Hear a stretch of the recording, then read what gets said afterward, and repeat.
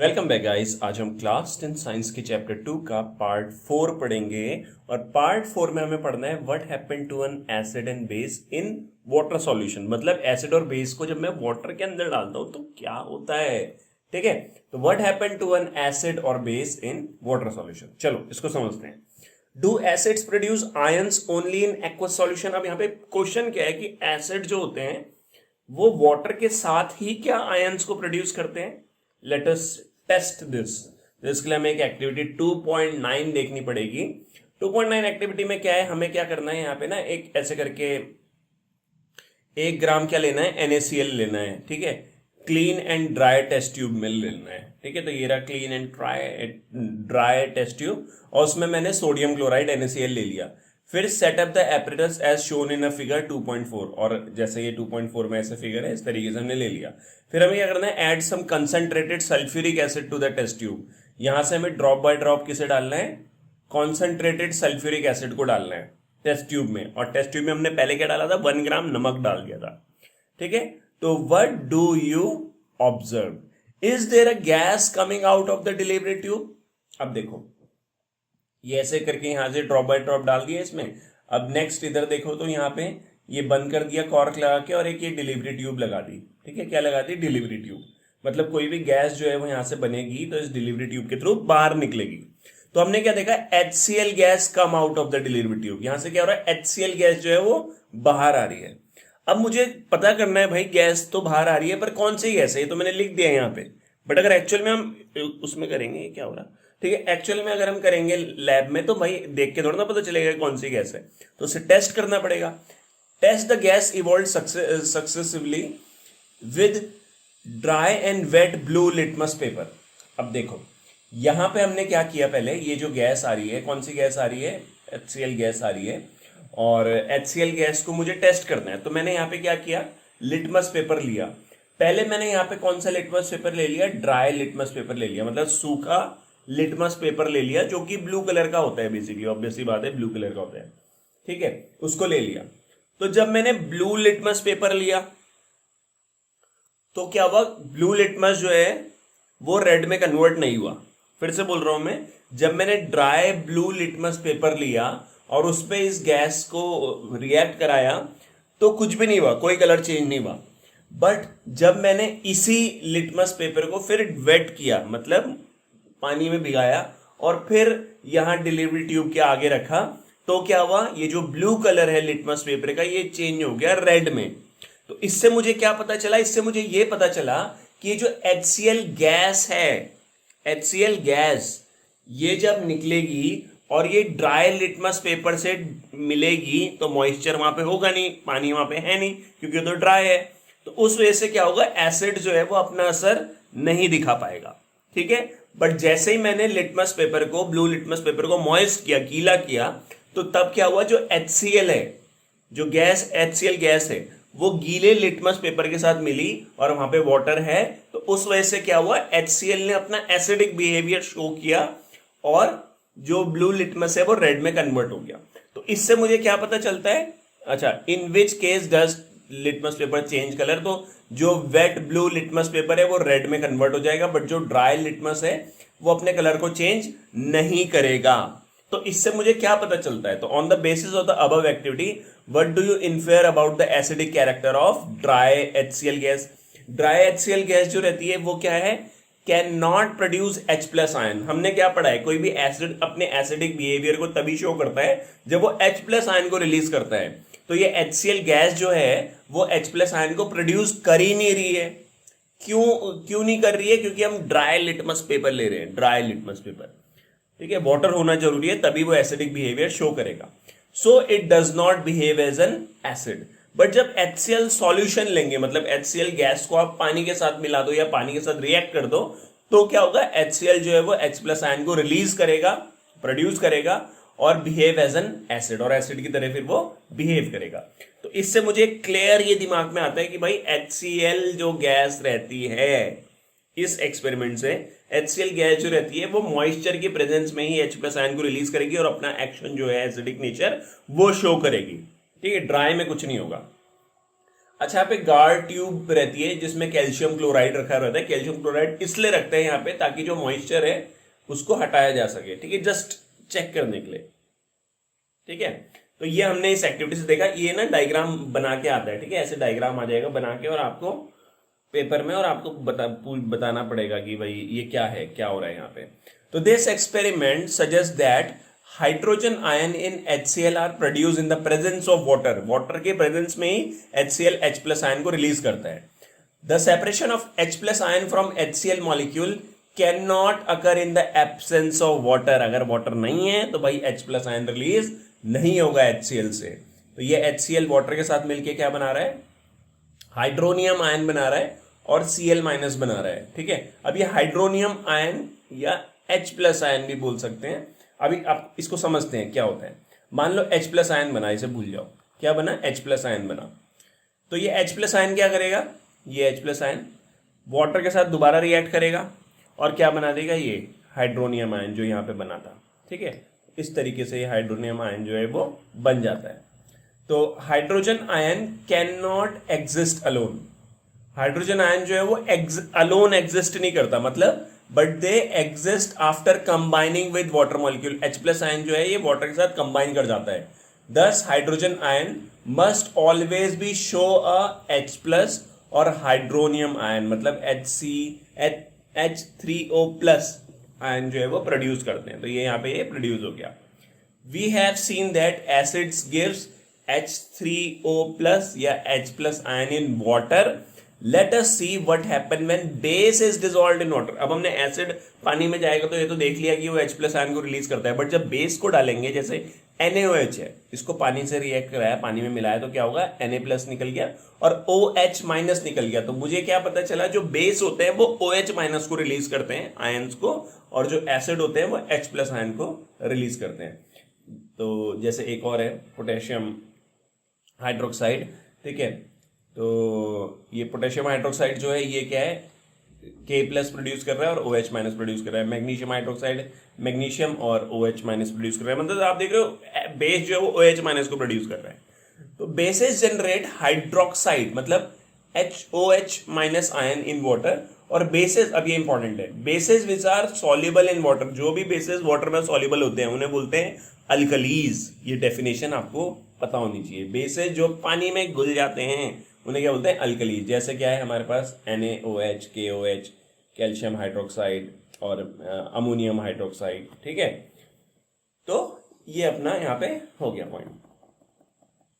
Okay, चलो अब आगे देखते हैं। Now as we have identified that all acids generate H+। मैं ये समझ गया जितने भी एसिड है वो H+ जनरेट करते हैं और जितने भी बेस है वो OH- को जनरेट करते हैं। तो we can view the neutralisation reaction as follow. Neutralisation reaction क्या होती है कि एसिड जो है वो बेस के साथ रिएक्ट करेगा और सॉल्ट एंड वाटर बनाएगा।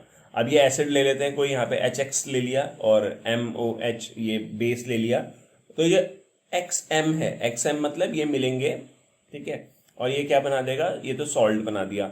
बट ये H और OH जब मिलेंगे तो क्या बनेगा, H2O बन जाएगा। तो ये H2O इधर से बाहर आ जाएगा। तो ये H+ किसका आया, ये H+ आया किसका, एसिड से। ये OH- किससे आया, बेस से। दोनों मिलेंगे आयंस और क्या बना देंगे, वाटर, जो कि लिक्विड है, ठीक है। ओके, तो let us see what is involved when water is mixed with N acid और बेस। अब यहाँ पे पॉइंट क्या है, अब हमें क्या देखना है कि क्या होता है when water is mixed with acid and base। Water को आप ऐड कर रहे हो एसिड और बेस में, तो इसके लिए एक्टिविटी 2.10 है। इसमें हमें 10 ml वाटर लेना है एक बीकर में, ठीक है। एक बीकर में अपन लोगों ने 10 ml पानी ले लिया। फिर हमने क्या किया है, add a few drops of concentrated H2SO4।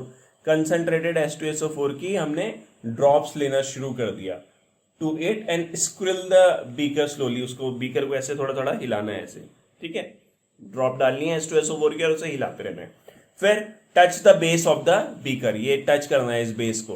तो जब आप बेस को टच करोगे तो क्या होगा, is there a change in temperature. हाँ भाई, यहाँ पे टेम्परेचर में चेंज आएगा। ये जो नीचे का बेस है क्या हो जाएगा, हॉट, गर्म हो जाएगा, ठीक है। तो इज दिस एन एक्सोथर्मिक और एंडोथर्मिक रिएक्शन, तो ये एक एक्सोथर्मिक रिएक्शन है। एक्सोथर्मिक रिएक्शन जो हीट को जनरेट करती है। तो यहाँ पे क्या हुआ, एक्सोथर्मिक रिएक्शन जो है वो प्रोड्यूस हो गई। कौन सी रिएक्शन? एक्सोथर्मिक। एक्सोथर्मिक रिएक्शन कौन सी होती है? जिसमें हीट इवॉल्व होती है, हीट बनती है। और एंडोथर्मिक कौन सी होती है? जिसमें हीट एब्जॉर्ब होती है। तो यहां पे हीट इवॉल्व हो रही है तो क्या हो गई? एक्सोथर्मिक रिएक्शन हो गई। फिर repeat the above activity with sodium hydroxide pellet. फिर हमें क्या करना है? एक्टिविटी को रिपीट करना है किसके साथ? सोडियम हाइड्रोक्साइड पैलेट के साथ। And record your observation. ठीक है, सोडियम हाइड्रोक्साइड मतलब वही हमने ये बीकर ले लेना है, बीकर लेने के बाद हमने वाटर लेना है, वाटर में फिर हमें ये पैलेट आते हैं ऐसे वाइट कलर के होते हैं सोडियम हाइड्रोक्साइड के, वो लेके उनको पानी में डाल देना है। ठीक है, पता है तो तुमने देखा होगा, सुना होगा कि भाई एसिड से तो बर्न हो सकता है, क्या बेस से बर्न हो सकता है? तो ये तो हुआ है मेरे साथ। मतलब लैब में मैंने क्या किया था एक बार, जब मैं कॉलेज में था तो लैब में क्या किया मैंने, वो ग्लव्स पहने हुए थे, ग्लव्स पहन के काम करते हैं, तो मैंने क्या किया, वो स्पेचुला से उठाते हैं ना पैलेट्स को, ये सोडियम हाइड्रोक्साइड के पैलेट्स को उठाते हैं, ऐसे गोल गोल से होते हैं वो, तो वो मैंने उठाया तो वो नीचे गिर गया था, तो मैंने उसे हाथ से उठाया और फिर रख दिया जहाँ रखना था। तो हाथ से उठाया, ग्लव्स पहने, हाथ से उठा के रख दिया। अब यहाँ पे थोड़ा बहुत तो लग ही गया होगा ना। अब मुझे पसीना आया और मैंने ऐसे कर दिया, तो ऐसे कर दिया तो यहाँ पे सोडियम हाइड्रोक्साइड जो है थोड़ा बहुत लग गया। तो वो लग गया, धीरे धीरे धीरे, पहले तो कुछ नहीं हुआ, धीरे धीरे जलन होने लगी और एक दिन बाद मतलब शाम तक होते होते यहाँ से पूरा ऐसे जल गया मतलब पूरा ब्लैक सा हो गया यहाँ पे। तो भाई तब मुझे लगा हाँ यार, बेस भी जो है वो भी कर सकता है काम, मतलब उससे भी प्रॉब्लम हो सकती है।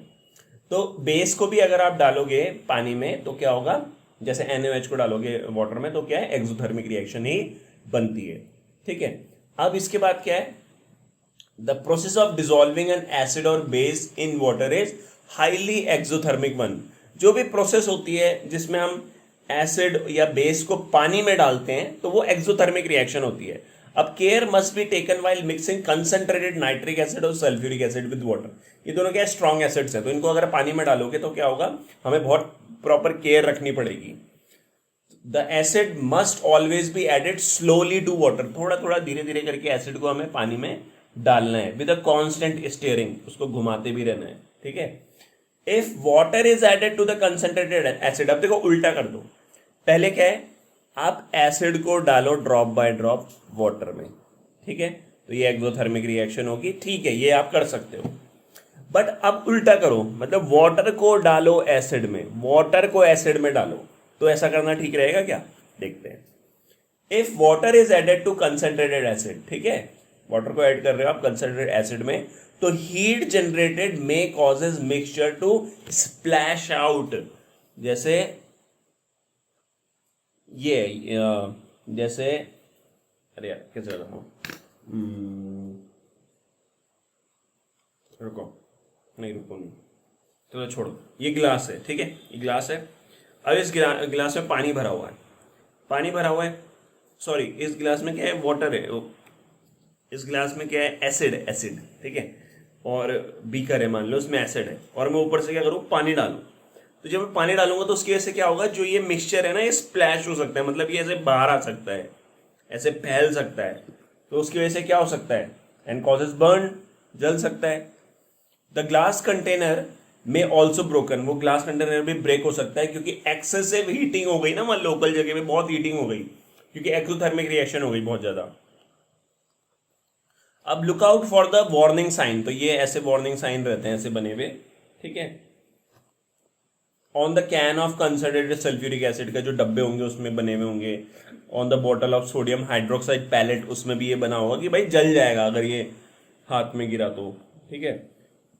अब मिक्सिंग एन एसिड और बेस विद वाटर, अब आप एक बात समझो, मैं एसिड और बेस को वाटर में मिक्स कर रहा हूं, ठीक है, result in decrease in the concentration of ions like HCO H3O plus या OH minus ions per unit volume. अब आप ये समझो, ऐसे करके यहाँ पे क्या रखा हुआ है, ये है हमारा एसिड, ठीक है, ये एसिड है, पूरा पूरा एसिड है ये, तो पूरा एसिड है मतलब इसमें वाटर नहीं है, तो इसमें H प्लस आयन की कंसंट्रेशन क्या होगी, बहुत ज़्यादा होगी, मतलब यहाँ पे क्या होगा, मतलब जो आयंस है वो बहुत ज़्यादा होंगे, ठीक है। अब हमने क्या किया यहाँ पे, एक मिनट, हाँ, अब हमने क्या किया, एक मिनट, अब हमने क्या किया, ये जो एसिड है इसको लिया और एसिड को मैं वाटर में मिला रहा हूँ, ठीक है, वाटर, बहुत सारा वाटर ले लिया, उसमें मिला रहा हूँ। तो क्या होगा, जो ये H+ की कंसंट्रेशन है, H+ आयन की कंसंट्रेशन है, वो इतने ज़्यादा वॉल्यूम में तो क्या हो जाएगी, कम हो जाएगी ना, पर यूनिट वॉल्यूम तो कम हो गई। अब मैं इसी को और बड़े वाले कंटेनर में डाल दूँ तो क्या होगा, इतने बड़े में H+ की कंसंट्रेशन और कम हो जाएगी। Such a process is called dilution. इसे क्या बोलते हैं, डाइल्यूशन। तो जब क्वेश्चन, जब ऐसे बोलते हैं ना कंसंट्रेटेड एसिड, कंसंट्रेटेड एसिड का मतलब क्या हो गया, ऐसा एसिड जिसमें H+ आयन की कंसंट्रेशन बहुत ज़्यादा है। और डाइल्यूटेड एसिड मतलब, डाइल्यूट एसिड मतलब जिसमें H+ आयन की कंसंट्रेशन पर यूनिट वॉल्यूम कम है, ठीक है, मतलब उसमें वाटर के साथ मिक्सिंग करी है। Such a process is called dilution and the acid और base is said to be diluted. तो वो एसिड और बेस को क्या बोला जाता है, डाइल्यूटेड बोला जाता है, ठीक है। तो हाँ ठीक है, इतना ही रहने देते हैं। तो ये इसके बाद हम फिर नेक्स्ट वीडियो करेंगे और उसमें हम एसिड वाला पॉइंट जो है, एसिड बेस वाली चीज़ें वो खत्म हो जाएगी, सॉल्ट आ जाएगा फिर, ठीक है। तो thank you so much for watching this video. मिलते हैं एक और नए वीडियो में, तब तक बाय बाय।